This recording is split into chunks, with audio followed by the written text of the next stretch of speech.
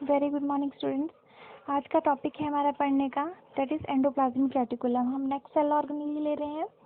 ठीक है, अब सबसे पहले देखो हम इसमें पढ़ते हैं किसने डिस्कवर की थी, क्या उसके फंक्शन है, कैसा उसका स्ट्रक्चर है। ठीक है, पहले डिस्कवर किसने की थी, फिर स्ट्रक्चर और फिर फंक्शन लास्ट में। अब देखो सबसे पहले किसने डिस्कवर किया था इसको, the okay, endoplasmic reticulum was discovered by Potter and Thomson. दो साइंटिस्ट के नाम है, discovered by Potter and Thomson. और ये जो टर्म दी थी वो किसने दी थी, वो दी थी पॉटर ने। ठीक है, साइंटिस्ट का नाम है पॉटर, यानी कि नाम जो है। ठीक है, एंडोप्लाज्मिक रेटिकुलम बोला किसने था, ये भी ज़रूरी है, पॉटर ने। अभी इसका स्ट्रक्चर हम देखें तो इसके स्ट्रक्चर में हम देखेंगे कोई पर्टिकुलर डायग्राम नहीं है जिसमें हमने पढ़ना है कि ये 3 एलिमेंट से मिलके बना है, सिस्टरने, ट्यूब्यूल्स एंड वेसिकल्स। ओके, नाम आपके लिए नए हैं लेकिन आपको याद रखने पड़ेंगे, आगे भी नाम ये दोबारा रिपीट हो जाएंगे तो आपको ईजी हो जाएगा। सबसे पहले सिस्टरने, ट्यूब्यूल्स और वेसिकल्स। अब देखो सिस्टरने जो है वो they are flattened sacs endoplasmic reticulum which lies parallel to one another। अब देखो एंडोप्लाज्मिक रेटिकुलम की आपने डायग्राम अगर आपको याद होगी तो आपने किस तरह से बनाई है। देखो से ये आपने सेल बनाया है, एनिमल सेल की बात करें, न्यूक्लियस, यहाँ से आपने एंडोप्लाज्मिक रेटिकुलम को कंटिन्यू रखा है। तो देखो यही एंडोप्लाज्मिक रेटिकुलम है और यही 3 चीज़ों से मिलके बनी है, 3 एलिमेंट से। एक आ गया आपको फर्स्ट सिस्टम है, ट्यूब्यूल्स एंड वेसिकल्स। अब तीनों में हम डिफरेंस लेके चलते हैं, फिर आपको समझ में आ जाएगा। जब सबसे पहले हम बात करें सिस्टरने की तो वो पैरेलल है एक दूसरे के, ठीक है, वो समानांतर है और उसकी थिकनेस जो दी गई है वो दी गई है 40 to 50 nanometer. So these are parallel to one another, जैसे 1 2 3 इस तरह से पैरेलल होंगी और उनकी थिकनेस दी है 40 to 50 नैनोमीटर। अब आगे ट्यूब्यूल्स। ट्यूब्यूल्स में देखो इसमें ब्रांचिंग हो जाएगी और ये जो है इसकी थिकनेस दी गई है, ये पैरेलल नहीं है, ये जनरली जो प्लाज्मा जो एंडोप्लाज्मिक रेटिकुलम की मेम्ब्रेन है पेरिफेरी उसकी तरफ ये लाई करते हैं और इसकी ट्यूब्यूल्स की थिकनेस अब सिस्टरने से ज़्यादा 50 to 100 नैनोमीटर। ओके, थोड़ी देर में डायग्राम देखते हैं, आपको और ज़्यादा क्लियर हो जाएगा। नेक्स्ट चलते हैं।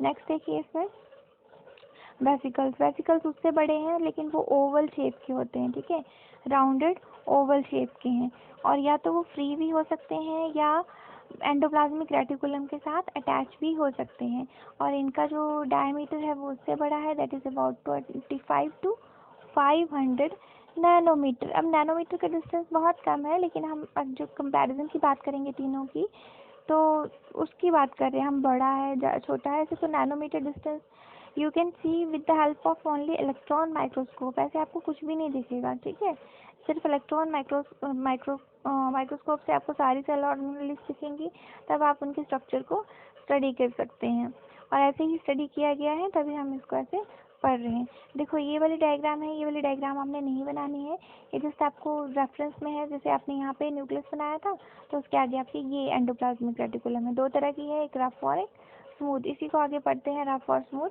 क्या है।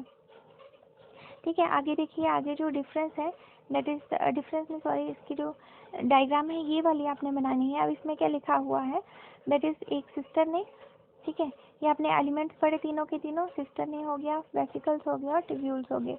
सिस्टरने पैरेलल स्टैक्स आ गए और ये इसमें ब्रांचिंग आ गई, ठीक है, ट्यूब्यूल्स में इसका डायमीटर इससे ज़्यादा है और वेसिकल्स का डायमीटर सबसे ज़्यादा, और ये कैसे है, राउंडेड ओवल शेप। देखो इनके जो सरफेस है सबके सरफेस के ऊपर राइबोसोम्स इनके सरफेस के ऊपर अटैच हैं, ये आपको डॉटेड स्ट्रक्चर दिख रहे हैं, दीज आर द राइबोसोम्स। अब थोड़ी देर में इसका फंक्शन लेते हैं हम, क्या होता है। डायग्राम आपकी ये वाली बनेगी, ठीक है, स्ट्रक्चर में पहले आप तीनों एलिमेंट्स के नाम लिखेंगे कि एंडोप्लाज्मिक रेटिकुलम आपकी तीनों एलिमेंट से मिलकर बनी है और फिर ये तीनों एलिमेंट्स के नाम और इनकी डायग्राम, सिस्टरने ऐसे होते हैं, ट्यूब्यूल्स ऐसी होती हैं और वेसिकल्स ऐसे होते हैं, ठीक है। आगे देखिए टाइप्स लिखी हैं, टाइप्स ऑफ एंडोप्लाज्मिक रेटिकुलम, एक स्मूथ है और दूसरी रफ है। जैसे कि नाम बता रहा है स्मूथ मतलब स्मूथ होगी, उसके सरफेस के ऊपर कोई राइबोसोम प्रेजेंट नहीं है, और दूसरी तरफ रफ जो होगी उसके सरफेस के ऊपर राइबोसोम प्रेजेंट है, इसलिए ये रफ और इसलिए ये स्मूथ। अब राइबोसोम्स का क्या काम है, डिफरेंस देख लेते हैं, कभी कभी डिफरेंस आ जाता है। सबसे पहले आपका डिफरेंस ही आ जाएगा, सरफेस इज स्मूथ, ठीक है, राइबोसोम एब्सेंट है और इसका जो सरफेस है वो रफ है क्योंकि राइबोसोम प्रेजेंट है। अब देखो राइबोसोम जो प्रेजेंट होते हैं जैसे वो अटैच होते हैं राइबोफोरिन्स के साथ, ठीक है। राइबोसोम से ही बना इसका नाम राइबोफोरिन्स। ये पोर्स हैं जिनके साथ राइबोसोम अटैच होंगे, तो आरईआर में अटैच होंगे। शॉर्ट में रफ एंडोप्लाज्मिक रेटिकुलम को आरईआर बोलेंगे। तो आरईआर के साथ अटैच होंगे तो वहाँ पे राइबोफोरिन्स होंगे, और इस यहाँ पे एसईआर में राइबोफोरिन्स नहीं होंगे।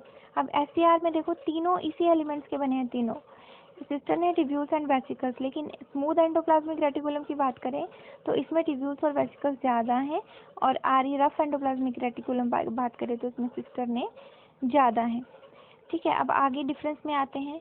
जो स्मूथ एंडोप्लाज्मिक रेटिकुलम है वो है पेरिफेरल मतलब टुवर्ड्स द प्लाज्मा मेम्ब्रेन, इसका मतलब होता है टुवर्ड्स द प्लाज्मा मेम्ब्रेन। और आरईआर ये टुवर्ड्स द न्यूक्लियर मेम्ब्रेन। अब ऐसा क्यों लिखा, देखो जब जैसे आपको याद होगा ऐसे डायग्राम बनाते हैं सेल की, न्यूक्लियस से यहाँ से आपकी कंटिन्यू हो जाती है रफ एंडोप्लाज्मिक रेटिकुलम, ठीक है।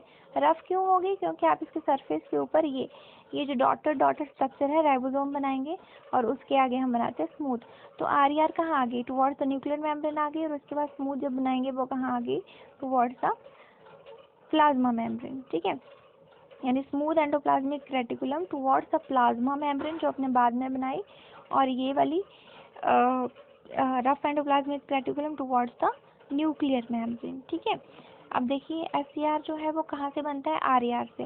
रफ एंडोप्लाज्मिक रेटिकुलम जैसे आप ये अंडरस्टूड है ना कि रफ एंडोप्लाज्मिक रेटिकुलम के ऊपर राइबोसोम लगे हैं, तो राइबोसोम निकल जाएंगे तो वो क्या बन जाएगा, एससीआर, स्मूथ एंडोप्लाज्मिक रेटिकुलम। और ये कहाँ से बनती है रफ वाली, ये बनती है न्यूक्लियर इनवल्ब से, ठीक है, ये बनती है न्यूक्लियर इनवल्ब से। अब देखिए लास्ट में फंक्शन देखिए एंडोप्लाज्मिक रेटिकुलम के।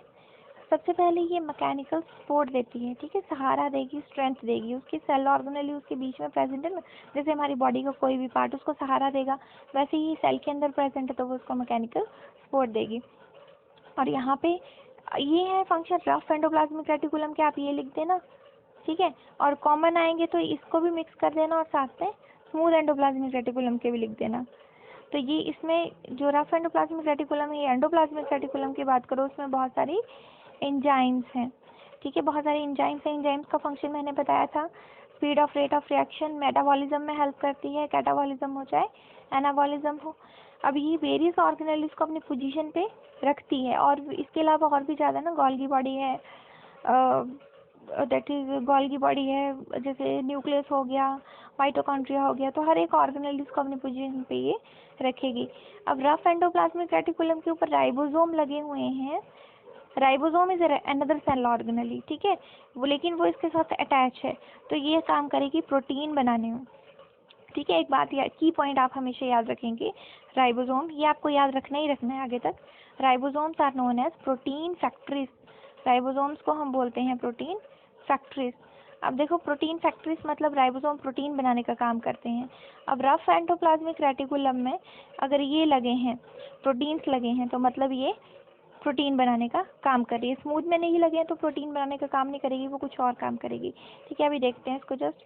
और जाइमोजेंस जो लाइसोसोम की एंजाइम है, जो आपने पढ़ा ना सुसाइडल बैग्स, अभी पढ़ना है आपने आगे लेकिन थोड़ा साइड कर लिया है, उसमें जो जाइमोजेंस है लाइसोसोम की एंजाइम्स, वो भी किससे बनती हैं, रफ एंडोप्लाज्मिक रेटिकुलम से। अब आगे देखिए स्मूथ एंडोप्लाज्मिक रेटिकुलम क्या करता है, विटामिन सी की सिंथेसिस करेगा, विटामिन ए की सिंथेसिस करेगा, ठीक है। ये किसकी हेल्प से होगी, स्मूथ एंडोप्लाज्मिक रेटिकुलम की। और इसमें राइबोसोम नहीं है तो प्रोटीन बनाने में हेल्प नहीं करेगा, तो किस में हेल्प करेगा, फैट को बनाने में, ठीक है, फैट बनाने में। और स्टेरॉइड हार्मोन जैसे हमारे होते हैं मेल के टेस्टोस्टेरोन और एस्ट्रोजन, तो ये किसकी हेल्प से बनते हैं, ये भी स्मूथ एंडोप्लाज्मिक रेटिकुलम की हेल्प से बनते हैं। टेस्टोस्टेरोन मेल में आपने थोड़ा सा आइडिया लिया होगा +1 में, +2 में ये डिटेल में है अभी नहीं, ठीक है। टेस्टोस्टेरोन मेल्स में और एस्ट्रोजन जो है वो फीमेल्स में। तो कौन बनाने में हेल्प करता है इन हार्मोन्स को, that is smooth endoplasmic reticulum. चलिए एक बार फिर से रिवाइज कर लेते हैं इसको कि बार बार देखना ना पड़े आपको।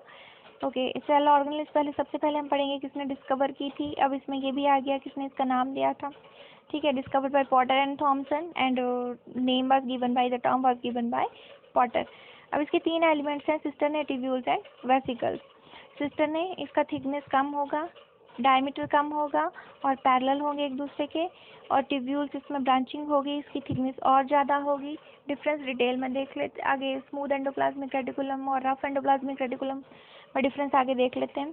वेसिकल्स जो हैं वो राउंड हैं, ओवल हैं, ठीक है, इसका डायमीटर और भी ज़्यादा होगा सबसे। आगे देखिए टाइप्स पढ़े, स्मूथ और रफ, जैसे कि नाम बताता है रफ पे राइबोसोम होंगे, स्मूथ पे राइबोसोम नहीं होंगे। अब इसमें डिफरेंस, राइबोसोम नहीं होंगे, इसमें राइबोफोरिन्स नहीं होंगे जिसके साथ राइबोसोम अटैच होते हैं, और इसमें राइबोफोरिन्स होंगे। एसईआर में ट्यूब्यूल्स और वेसिकल्स ज़्यादा होंगे और आरईआर में सिस्टर्ने ज़्यादा होंगे। और जो एसईआर है वो प्लाज्मा मेम्ब्रेन की साइड ज़्यादा होती है, और आरईआर वो न्यूक्लियर मेम्ब्रेन से शुरू होती है। एसईआर कैसे बनता है, अगर आरईआर जो है वो अपने राइबोसोम लॉस कर दे तो वो एसईआर बन जाता है, और जो आरईआर कैसे बनती है, वो बनती है न्यूक्लियर मेम्ब्रेन से। फंक्शन क्या है, मैकेनिकल सपोर्ट देगा, ठीक है। और उस पर बहुत सारी इंजाइम्स हैं, जाइमोजन इंजाइम भी है, प्रोटीन बनाने में हेल्प करता है। सभी सेल ऑर्गेनेल्स जो बाकी हैं उनको अपनी पोजीशन पे रखता है।